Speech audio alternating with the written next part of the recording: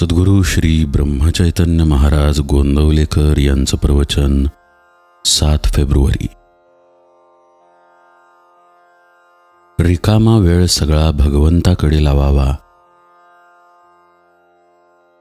साधारणपणे ज्या वस्तू देहाला सुख देतात त्या पुष्कळ मिळवणे हे आपल्या जन्माचे ध्येय आहे असे आपल्याला वाटते, परंतु अशा वस्तू ज्यांच्यापाशी पुष्कळ आहेत ती माणसे सुखी झालेली आढळत नाहीत।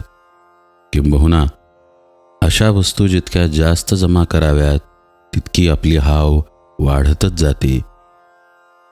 पुढे वय झाल्यावर देह क्षीण होतो आणि त्याचे भोगण्याचे सामर्थ्य कमी होते। मग वस्तू असून देखील मनाची तळमळ कायम राहते। म्हणून शहाण्या माणसाने आत्तापासूनच आपले सुख बाहेरच्या वस्तूवर अवलंबून न ठेवण्याचा अभ्यास करावा। बाहेरची वस्तू सुटली तरी मनाला दुसरी वस्तू देणे अवश्य असते।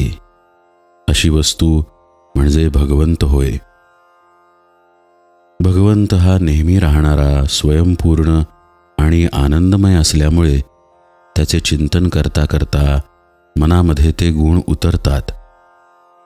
अर्थात मन भगवंताच्या चिंतनाने आनंदमय बनल्यावर त्या माणसाचे जीवन किती रसमय होत असेल याची कल्पना करावी।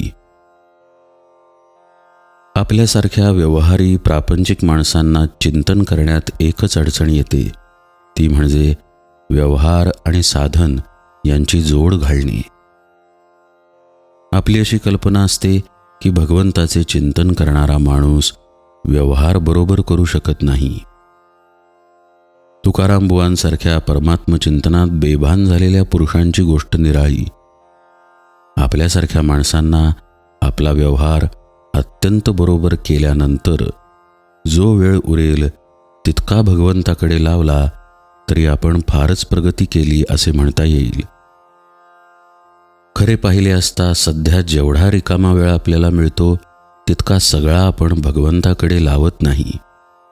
म्हणून दिवसातून काही वेळ तरी अत्यंत नियमाने भगवंताच्या नामस्मरणात घालवण्याचा आपण निश्चय करावा।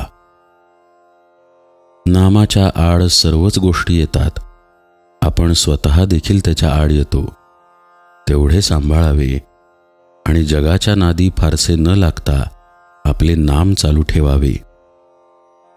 शिवाय देवासंबंधीची फक्त संतांनी लिहिलेली पुस्तके रोज थोडी वाचावी, त्यावर मनन करावे आणि ते आपल्या आचरणात कसे येईल याचा सूक्ष्म विचार करावा। अशा मार्गाने जो जाईल त्याची हा म्हणता प्रगती होईल आणि त्याला समाधान मिळेल। समाधान हीच खऱ्या आनंदाची खूण आहे। जानकी जीवन स्मरण जय जय राम।